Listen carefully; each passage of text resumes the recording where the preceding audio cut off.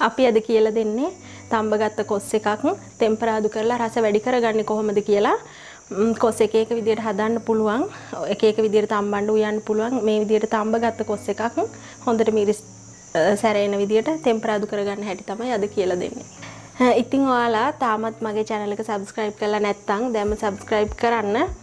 මේ විදියට රසවත් කොස් තැඹුමක් හදාගෙන කොහොමද රස කියලා අපට කමෙන්ට් කරන්න. හරි එහෙනම් අපි බලමු කොහොමද හදාගන්නේ කියලා. මේ විදියට හොදගත්ත කොස් මඳුළු ටිකක් ඕන. ඊට පස්සේ ඒ වගේ ඇතුලේ තිබිච්ච ඇට තමයි මේ තලලා සුද්ධ කරලා තියෙන්නේ. ඔයාලට කැමති නම් පුළුවන් මේ ගුරු පාට පොත්තත් යන්න මේ විදියට යවා ගන්න. එහෙම නැත්නම් මේ විදියට හරි කමක් නැහැ.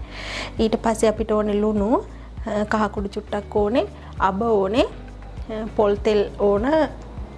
ඊට අමතරව කරපිංච, මේ වේලිච්ච මිරිස් කරල් හොදලා කඩලා තියෙන 2-3ට විතර සුදු ලුණු බික් 3ක් තියෙනවා කපලා මේ ලොකු ලුණු ගෙඩියක්.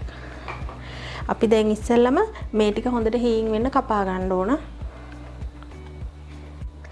අපි දැන් මේ විදියට කොස් මඳුළු කීපයක් එකට අල්ලලා මෙහෙම හීන් වෙන්න කපා ගමු. ගොඩක් හීන් වුණ තරමට හොඳයි. ඒ හින්දා අපි හීන් වෙන්න කපා ගමු.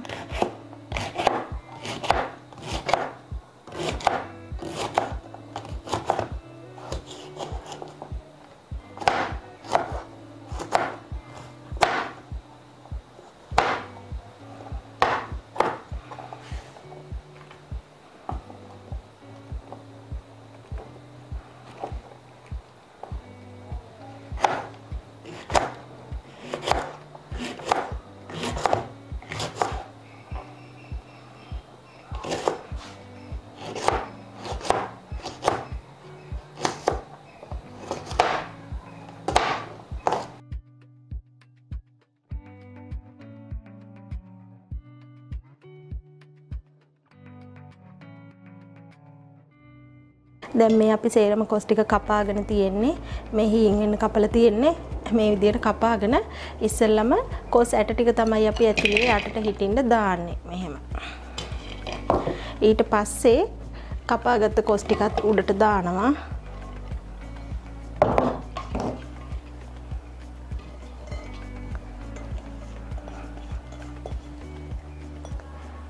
ඔන්නෝම දාලා ලුණු ටිකක් දාන්න ඕන. අපිට වමනා තරමට ලුණු මම මේ හැන්දෙන් 2ක් විතර දානවා. ඊට පස්සේ කහ කුඩු ටිකකුත් දා ගන්නවා. දාලා වතුර දාන්න ඕනේ ටිකක්. මේ කෑලි වලට උඩින් එන්න දාන්න නැතුව වතුර කෑලි වලට භාගයක් විතර උඩින් තමයි තියෙන්නේ. මේකේ භාගයකට විතර වතුර දාලා තියෙන්නේ. ගොඩාක් වතුර දැම්මොත් මේක බෙරි වෙන හින්දා මේ ගානට විතර වතුර දාලා අපි ලිපේ තියාගමු.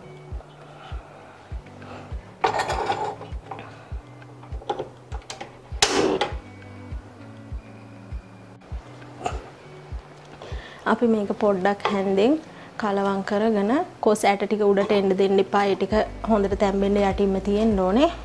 මේ ලුණු ටිකයි කහ ටිකයි පොඩ්ඩක් එහෙ මෙහෙ වෙන්න මේ විදියට හැඳි ගා ගන්නවා.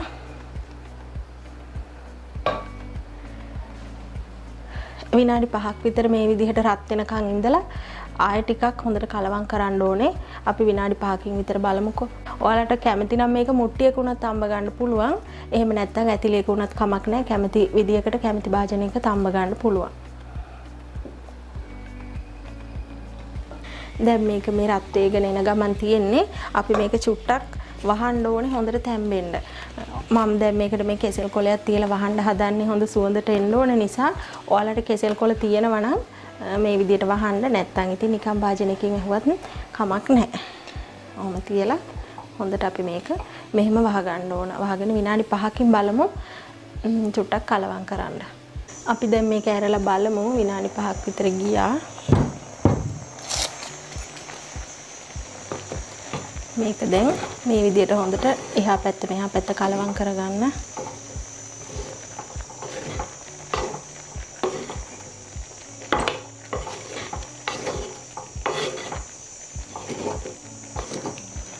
හරි කලවම් කරා. දැන් අපි මේක ආයතරයක් වහ ගන්න ඕනේ.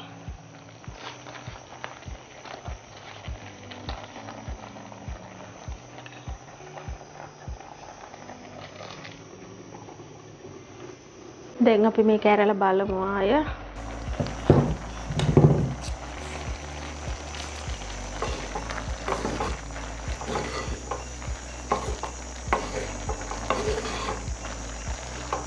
අපි පොඩ්ඩක් කොස් ඇටයක් එළියට අරගෙන බලමු කොස් ඇටේ තැඹිලාද තියෙන්නේ කියලා. මේ විදිහට අරගෙන පොඩ්ඩක්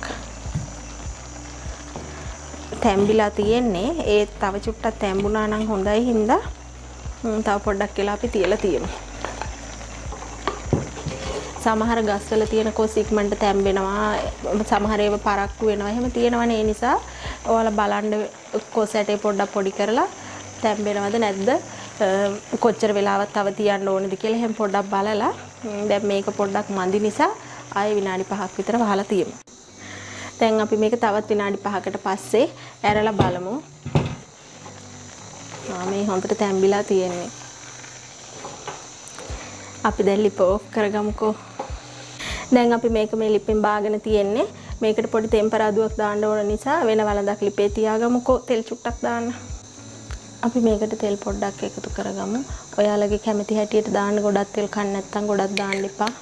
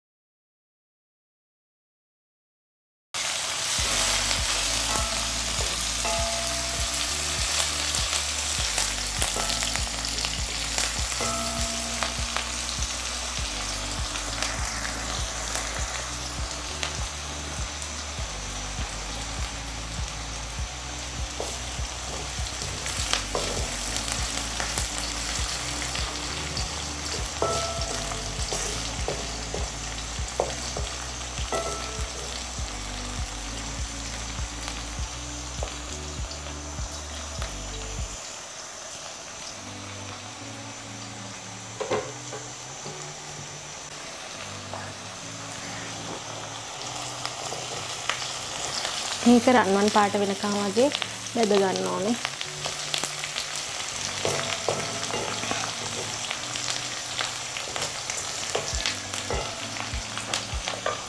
අපි දැන් මේකට මේ විදිහට කඩාගත්ත මිරිස් කෑලි ටික එකතු කරගමු.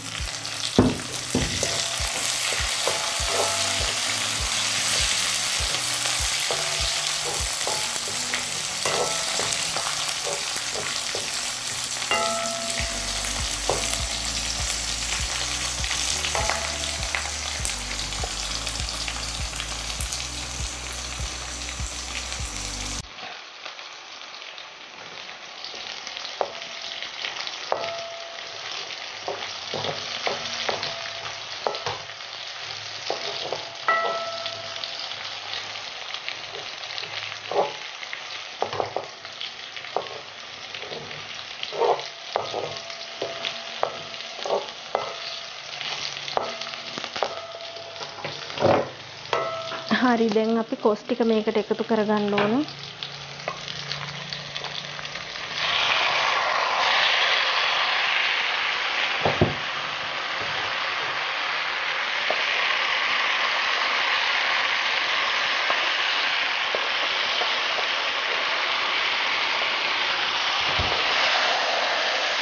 මේ විදිහට හොඳට කලවම් කරන්න.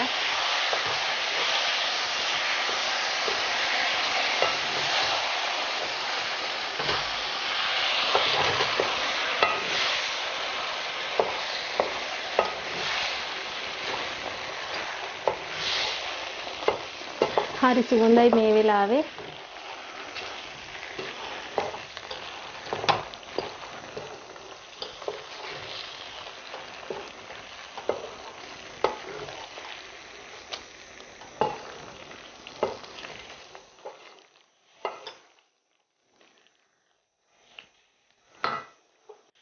දැන් අපි කොස් ටික ටෙම්පරාදු කරගෙන ඉවරයි.